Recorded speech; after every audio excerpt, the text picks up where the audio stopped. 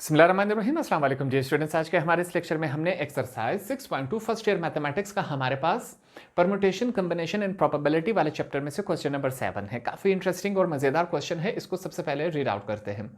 How many 5 digits numbers can be formed without repeating any digit from the digits. ये हमारे पास दिए गए हैं। इस क्वेश्चन को अगर हम रीड आउट करें तो स्टूडेंट्स को कंफ्यूजन होगी। ठीक है, सबसे पहले हम क्या करेंगे, इस क्वेश्चन को अपने लिए आसान सा बनाएंगे। हमारे पास कुछ यू नंबर्स दिए गए हैं। ठीक है, ये नंबर्स दिए गए हैं, अगर हम इनको काउंट करें तो इनकी तादाद कितनी है, 1 2 3 4 5 6। तो टोटल इनका जो नंबर है वो 6 है, तो ये 6 डिजिट्स हो गए। हमारे पास क्वेश्चन में क्या कहा जा रहा है कि हमने इन 6 डिजिट्स को इस्तेमाल करके हमने मुख्तलिफ नंबर्स बनाने हैं। हमने मुख्तलिफ नंबर्स बनाने हैं, मगर वो नंबर्स 5 डिजिट के होने चाहिए। ठीक है, अब यहाँ पर हमसे ये पूछा गया है कि अगर हम इन 6 डिजिट में से 5 को इस्तेमाल करके, अब हमने ये बताना है कि इन 5 नंबर को इस्तेमाल करके हम कितनी दफ़ा ये नंबर लिख सकते हैं, कितने तरीक़ों से लिख सकते हैं। मिसाल के तौर पर अगर हम कोई भी यहाँ से 5 नंबर उठा लें, 2 3 4 5 7, ये 5 नंबर है। अब इनको हम मुख्तलिफ तरीक़ों से कितनी दफ़ा लिख सकते हैं, जैसे कि 3 2 7 5 4। ठीक है, जैसे कि 7 5 4 3 2। इस तरह अब हमने ट्राई करते जाना है कि हम कितनी दफ़ा ये नंबर लिख सकते हैं। अब जब हम इसको ट्राई करते जाएंगे तो हमें 1 से 2 घंटे लगेंगे। यही काम अब हम क्या करेंगे, मैथमेटिक्स के ज़रिए इसको 2 मिनट में सॉल्व करके बताएंगे कि ये जो हमारे पास 6 डिजिट्स दिए गए हैं, अगर इसमें से हम 5 को निकालें तो हम कितने पैटर्न से इसको लिख सकते हैं। दूसरी बात यहाँ पर यह बताई गई है कि हमने कोई नंबर रिपीट नहीं करना। ठीक है, एक नंबर 2 दफ़ा नहीं लिख सकते। यहाँ पर अब हमने यही क्वेश्चन करना है। ठीक, तो क्वेश्चन की तरफ चलते हैं, स्टार्ट करते हैं। यहां पर सबसे पहले हमने लिखना है सॉल्यूशन। सॉल्यूशन के बाद हमने क्वेश्चन से कुछ डेटा निकालना है। सबसे पहला डेटा हम क्या निकालेंगे कि हमारे पास जो नंबर्स दिए गए हैं उनकी तादाद कितनी है। ठीक है, तो यहां पर सबसे पहले हम लिखेंगे टोटल नंबर अवेलेबल। ये जो हमारे पास टोटल नंबर है वो कितने हैं अवेलेबल। सबसे पहले हमने इनको काउंट किया और टोटल नंबर को हम n से जाहिर करते हैं। हमने इनको काउंट किया, कितने थे, 1 2 3 4 5 6। इनकी तादाद टोटल 6 थी। क्वेश्चन में अगर हम चेक करें, क्वेश्चन में हमें एक ये बात बताई गई थी कि इन 6 डिजिट्स में से आपने कितने चूज करने हैं, 5। कहां पर बताया गया है, यहां पर। ठीक है, 5 डिजिट्स हमने चूज करने हैं। तो अगला हम क्या बताएंगे, सेलेक्टेड नंबर्स, ये हमने लिखा, या सेलेक्टेड डिजिट्स हम लिख सकते हैं। ठीक है, सेलेक्टेड डिजिट्स को हम आर से जाहिर करते हैं, यह बात आपने याद रखनी है। और कितना है, हमारे पास 5 है। अब यहां पर ये 2 डेटा हमारे पास क्वेश्चन में दिया गया है। ठीक, एन और आर को जब हम देखते हैं तो हमारे दिमाग में एक बात आती है, परम्यूटेशन वाला फार्मूला अगर हम याद करें, उसमें हमारे पास क्या था, पी के ऊपर वाले हिस्से में एन और नीचे वाले हिस्से में आर था। ऐसी बात थी क्या, नहीं, बिल्कुल ऐसी बात थी।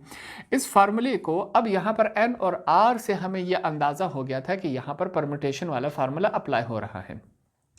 परम्यूटेशन वाले फार्मूला जब हम कंप्लीट लिखते हैं तो वो हमारे पास n फैक्टोरियल, नीचे हमारे पास क्या है, n माइनस आर फैक्टोरियल। ये फार्मूला कुछ इस फॉर्म में है। ठीक, अब हमारे पास सिंपल एक मेथड है, हम क्या करेंगे, n और r की वैल्यूज़ को उठा के इस क्वेश्चन में हमने सिंपली पुट अप कर लेना है। ठीक, तो यही काम कर लेते हैं।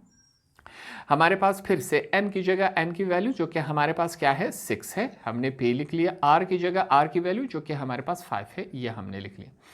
n की जगह फिर से n की वैल्यू जो कि हमारे पास क्या आना चाहिए, 6 फैक्टोरियल आना चाहिए। और नीचे क्या है हमारे पास, n की जगह 6 माइनस r की जगह r की वैल्यू हमारे पास क्या है, 5 है, ये हमने यहाँ पर कुछ यूँ लिख लिया। ठीक हो गया।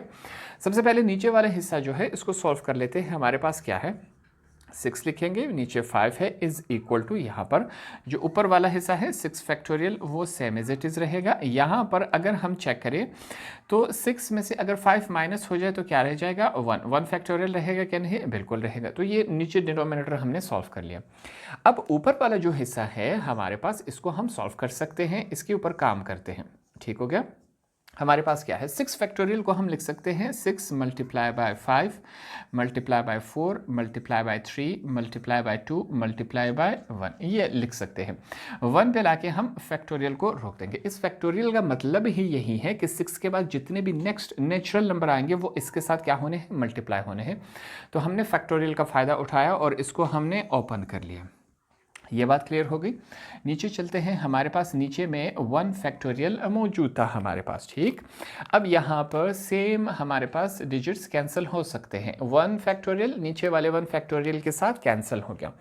जो बकाया रिमेनिंग वैल्यूज़ हैं उनको लिख लेते हैं। हमारे पास क्या है, 6p, यहाँ पर 5 है, 6 multiply by 5 multiply by 4 multiply by 3 multiply by 2, ये कुछ हमारे पास इस कंडीशन में आ चुका है, ठीक।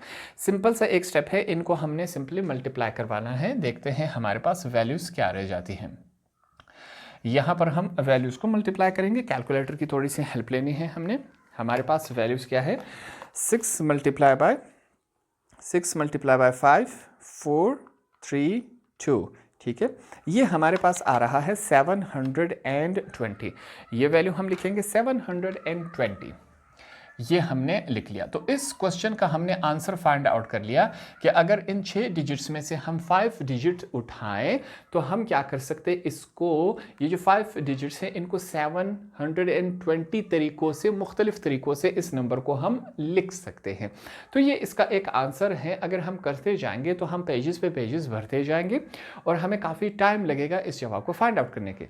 इस फार्मूले से, मैथमेटिक्स को सॉल्व करने से हम ये बात आसानी से फाइंड आउट कर सकते हैं कि कितने तरीक़ों से, कितनी दफ़ा हम विदाउट रिपीटिंग इन नंबर्स को लिख सकते हैं। होप आपको ये वाला क्वेश्चन भी आसानी से समझ आ गया होगा।